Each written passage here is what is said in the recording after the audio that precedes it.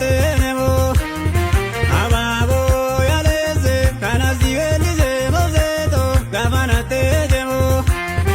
Ababo yaleze yadana rato le mozeto kinona yachiza. Ababo yaleze undageza vile mozeto sumana yachiza. Ababo yaleze sivim sudada wo saweto jalala zefgabo. Ababo yaleze siarga chuje chao zeto kanan kuve jabo. Esana genani urmama divenu diwalbeden. Esana genani urmama divenu diwalbeden. Yayole yantala bagada ozeto kasabongo date. Yayole onengo jalala ozeto sumaga ve